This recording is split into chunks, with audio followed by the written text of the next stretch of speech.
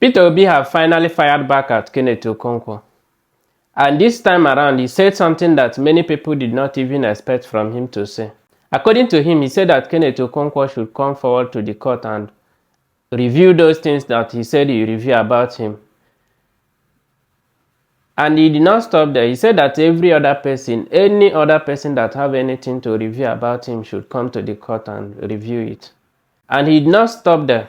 He said other things like things he will do if he is elected the president of this country. Like the issue of insecurity, electricity, how he will fix it if he is elected. Let's watch the video together and don't forget to subscribe, like, share and drop what you think in the comment section. I'd like to ask you, infighting in your political party. Some people feel disgruntled. One of your lieutenant, Aisha Yusuf, feel disgruntled. Serake Diskin has come out to say that nobody is doing anybody a favor. What's happening in your political party? In fact, there were allegations that came out recently that Kenneth Okonkwo made that made you take him to court for $5 billion as regards monies exchanging hands in your political party.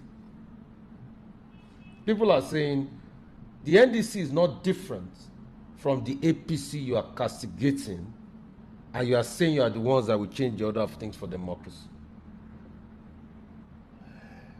Let me assure you that whatever you think is infighting in our party is nothing compared of what you see in other parties, and there's no issue. It's an issue when you have an organization. There are times some disagreements or minor issues which we've been talked over, it's been resolved and everything, and that's it. The issue of taking Kenneth Okonkwo to court wouldn't have been there if only Kenneth stopped at even allegation. But he said he has a lot that he will talk in the future. Yeah.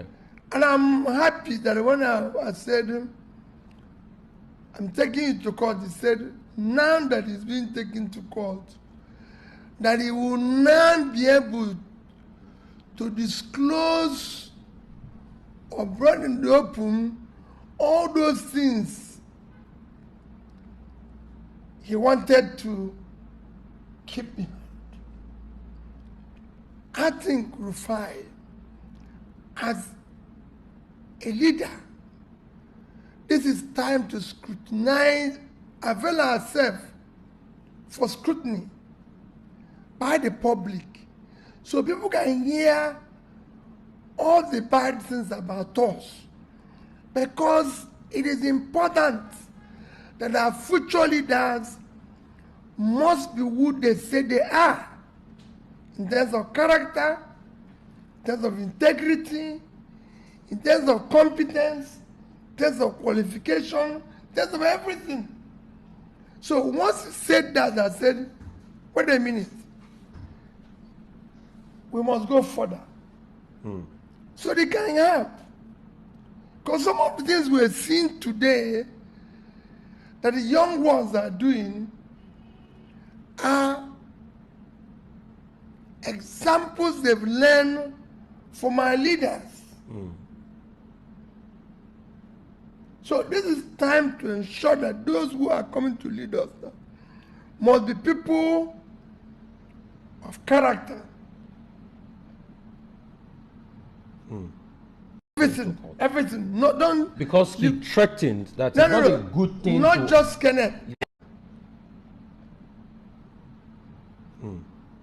So, you want Kenneth to go and expose you. That's why you're taking everything. No, don't. Because he threatened that it's not a good thing. Not just Kenneth. Yeah. Everybody should not say those things they know that is bad about me or I did that is wrong, because it's good for the system. It's good for the society. So if you know that when we were in primary school, this man was cheating or didn't go to the primary school, didn't go to secondary school, didn't do, if you know this man has done something criminal somewhere, this is time to bring it out. We must not allow the next set of our leaders to have a record that is doubtful. Okay. Why is it that you couldn't work with Atiku? No, who said I couldn't work with Atiku? I mean, but you left the ADC. Can't you see what's happening in ADC? Is it? Some people are asking, is it a must that you must be on the presidential ballot? No. Can't you see what is happening in ADC? Yes, I've seen what is happening in ADC. And you think and anybody should stay there? But when you sit people there, are also saying NDC too has been taken to court as regards your party registration. So when you talk about court cases, court cases. No, we don't have that. We don't have 3 presidential candidates now. We don't have that situation. The situation, every situation has its own decision. When the court decides that we're not there, that's it. And you ask, is it a must? I must be on the presidential ballot. There's nothing wrong with that. I'm offering myself. I was there. The question people are asking, Kwankwaso was on the presidential ballot in the last election, but today he's your running mate, he's your vice. There's nothing wrong in that. Let me tell you.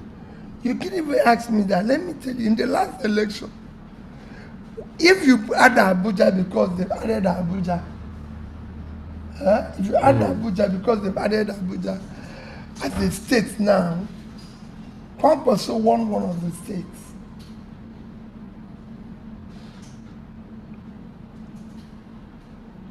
President Tinubu, Vice President Atiku and myself had 3 states, 12 states each.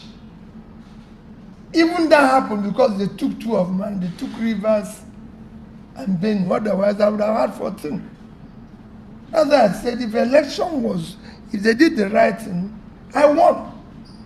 But however, are you going to tell us the story of how they took Rivers and Benue from you? No, it's everybody knows. Even children were street to know that. Everybody knows that. Even in INEC portal for a long time, it was there. The result was very clear. But that's not what I'm challenging today. But to tell you that you cannot tell somebody who won 12 states, is there a must? He must be on ballot. When other people want 12 states, you can no longer take me as a marginal contender. Okay, but President Tinubu is making inroads into the East. A lot of your kinsmen, like your governor, openly come out to declare for President Tinubu. No, they were there. Openly come out to declare, and most of the governors in the Southeast, some of them have switched to the APC. In fact, people like Umahi are saying that this is the true Biafra they need. That's President Tinubu. You know what he has done? He has revolutionized the Southeast. How do you feel? Why is that your people do not believe in you? Your Kenneth Okonkwo that was with you before, last election, is not speaking for you again. Okay, thank you very much. All these people you mentioned, apart from Kenneth Okonkwo, were not with me in the last election. So nothing has changed. It wasn't a case of there were too many governors. Let me tell you, there was no single governor with me in the last election. In fact, let me even tell you, I'm even exaggerating. There was no councillor. I did not have one elected councillor with me in the last election. I didn't have a local government chairman, no governor, no commissioner, no minister. So what has changed is even better now. I have some senators. At least I have 2 senators. I have 11 House of Rep members. So it's actually improved now. But I'm telling you that in the last election, I didn't have anybody with me. All I want is free, fair, credible election. Today, I'm working with Senator Rabiu Kwankwaso which I'm very happy with. Happy with because He's a man that called you names in the last election. No, forget that. Happy, let me tell you why I'm happy. Forget about yesterday and names he called me. Happy because one thing you must learn and see in Okonkwo is that he believes in pulling people out of poverty. He believes that a child of nobody can be somebody without knowing anybody. And that's where two of us can work together to transform this country. So all of a sudden you're saying we should forget what he said about you. No, what did he say about me? He didn't say I'm a thief. He didn't say I'm a thief. There's no way where Okonkwo said I'm a thief. Okay. There's no people who say this thing. You can find a place where he said I'm more qualified. Okay. There's nothing wrong in that. Okay. So many people say they are more qualified than me. But I'm saying, and it's true, so many Nigerians are more qualified than me to be elected, but they are not in ballot. Among those who are in ballot are most qualified. Because, yes, you might be a professor, anybody, anything, but among those who are in the ballot is the people that are going to be elected. You cannot go and be electing people. It's like going to a game. You cannot be a spectator and be talking about medal. I'm in the field, I'm playing. I'm a competitor. Inroads into the north is another one. A lot of people are saying, in the last election, you didn't do quite well in the north. The last election, you didn't do quite well. This time around, it might not change. Well, is there a strategy for inroads? Because you can't win the presidency without winning the north. There's no the strategy is that I'm telling them, I can solve your problem. There's no strategy. Rufai, what I want to do is to turn around this country. And my commitment is total. And it's something that people can look at the past, where this man has passed. In small business, in corporations where he served, in where he served as a governor. So it's not something you just say, oh, well, nobody's sure of what is going to happen. There's a verifiable evidence. So if you say you're a person of integrity, let's go where we gave you the last money to manage. What happened to the money? And I'll say it now. Show me any other person who left the amount that left while not owing anybody. And I've left that place. Rufai, Anambra State have not bought me a bottle of water since I left. When they are supposed to have a law which they wanted me to sign, to say they will build a house for me in Lagos, build a house for me in Abuja, build a house for... I didn't. Because I said, what I say, I preach. What I preach is what I do.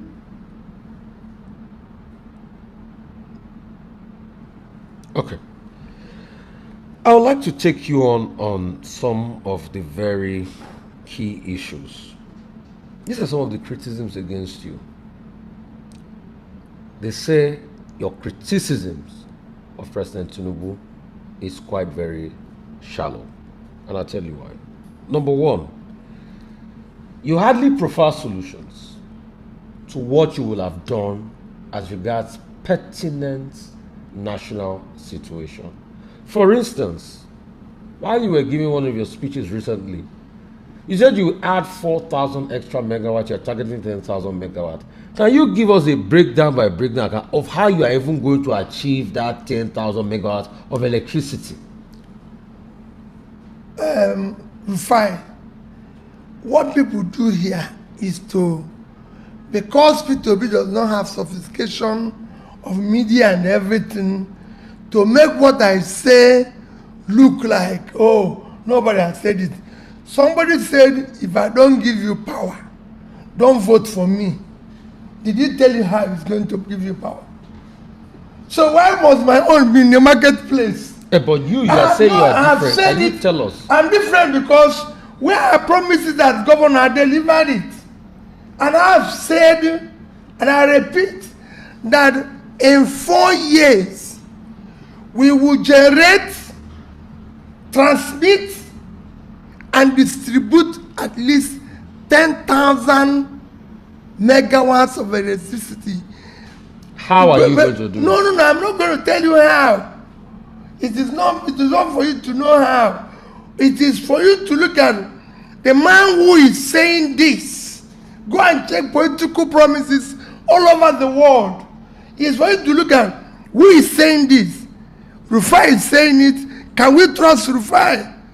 Somebody just said, if I don't give you, don't vote for me. He didn't even add 1 megawatt. One. Instead, he went down and he's telling you again. But power production increased. No.